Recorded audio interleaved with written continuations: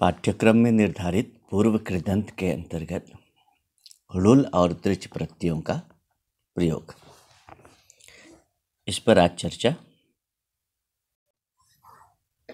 ड़ुल त्रिचौ सूत्र है। ये ड़ुल और तृच प्रत्यय विधायक सूत्र है। ड़ुल त्रिचौ सूत्र कहता है कि ड़ुल और तृच इन दोनों का प्रयोग हो। इसकी वृत्ति है धातो रेतौ अस्ता। ड़ुल और तृच प्रत्ययों का प्रयोग धातु मात्र से होता है। कर्तरिकृत इति कर्तृर्थे, तो कर्तरिकृत इस सूत्र के अनुसार इन प्रत्ययों का प्रयोग कर्ता के अर्थ में होता है। फिर से देखते हैं। धातु मात्र से ड़ुल और तृच प्रत्यय का प्रयोग होता है। जो ड़ुल है उसमें जो ला है वह टवर्ग का है और जो ला है वह हल है, हलंत है। तो ड़ुल के ड़कार की चुटु से और ला की हलंत्यम से इत संज्ञा और तस्य लोपा से लोप हो जाता है, बचता है वो। अब इसका क्या होगा? तो अगला सूत्र है युवोर नाको। युवोर नाको अन और अक विधायक सूत्र है। यह विधि सूत्र है।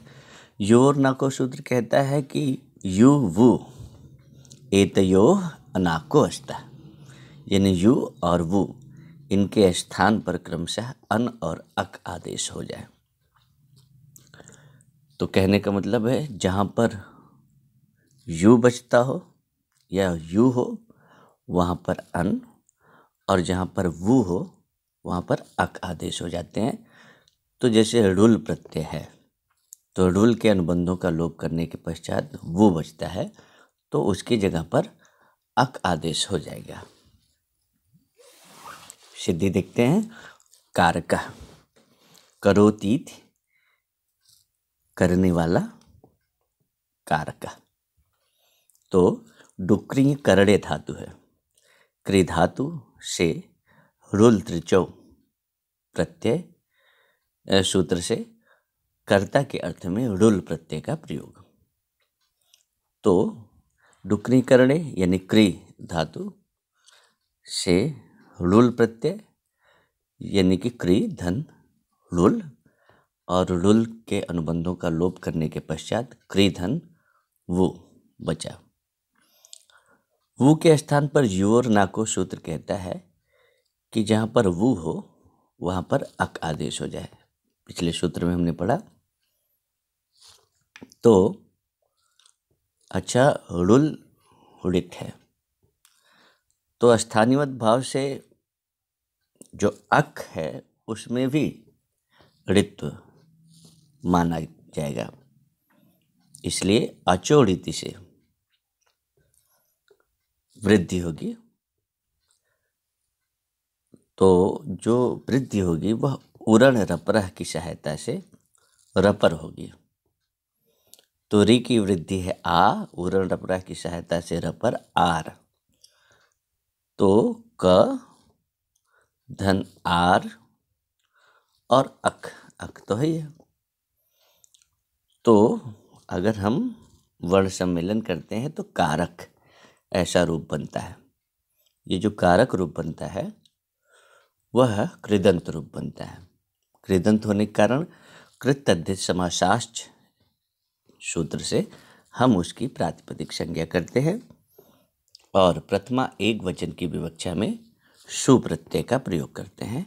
उसके बाद विसर्ग कार्य ऋत्व विसर्ग करके हम कारका सिद्ध करते हैं। स्त्रीलिंग में टाप और इत्व करके कारिका बनाते हैं और नपुंसक लिंग में सु को अम आदेश करके अतोम से अम आदेश करके कारकम बनाते हैं। कर्ता अर्थ में कर्तृकृत से ड़ुल और तृच दोनों प्रत्ययों का प्रयोग होता है।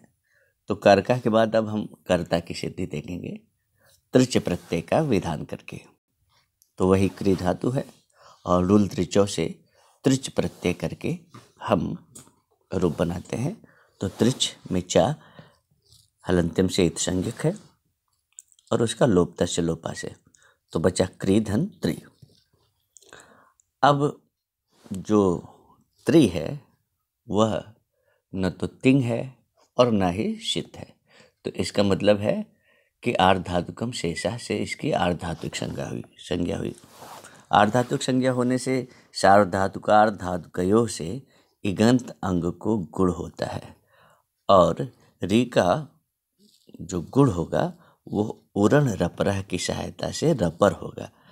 तो री का गुण अ, रपर अर, तो क्या रूप बन गया? क धन अर धन त्रि। तो वर्ण सम्मेलन करते हैं तो कर्तृ रूप बनता है। यह जो कर्तृ रूप बना वह कृदंत रूप बना। तो कृत तद्धित समासाश्च सूत्र से हम इसकी प्रातिपदिक संज्ञा करते हैं और प्रातिपदिक संज्ञा करने पर हमको एक प्रथमा एक वचन की विवक्षा होती है। तो प्रथमा एक वचन की विवक्षा में सुविभक्ति का हम प्रयोग करते हैं। अब अजंत पुल्लिंग प्रकरण में एक सूत्र है रिदुसन स्फुरदंसो अनेह सांच। यह सूत्र क्या कहता है कि संबुद्धि भिन्न सुपरे रहने पर ह्रस्व ऋकारांत को अनंग आदेश हो जाता है।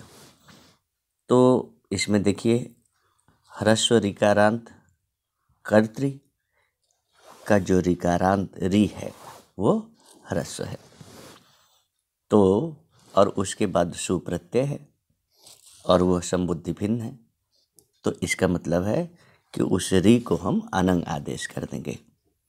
तो कर्तृ धन अनंग धन सु, ङा इत संज्ञक है, हलंत्यम से तस्य लोपा से लोप उसका, तो बचा क्या? कर्तृ धन अन धन सा। तो अब हम इसका वर्ण सम्मेलन करते हैं तो कर्तन सा ऐसा रूप बनता है। अच्छा, कर्तन में जो ना है उसके ठीक पहले जो अ है उसकी आलु अंत्यात पूर्व उपधा से उपधा संज्ञा है। अच्छा, उसी अजंत पुल्लिंग प्रकरण में एक सूत्र है कि अप त्रिन त्रिच स्वस्य नप्त्र नेस्त्रि त्रुष्टि छत्रि होत्रि प्रशस्त त्रिणाम। यह सूत्र कहता है कि संबुद्धि भिन्न सर्वनाम स्थान संज्ञक परे हो, जैसे सुकसा, तो उपधा को दीर्घ कर देते हैं।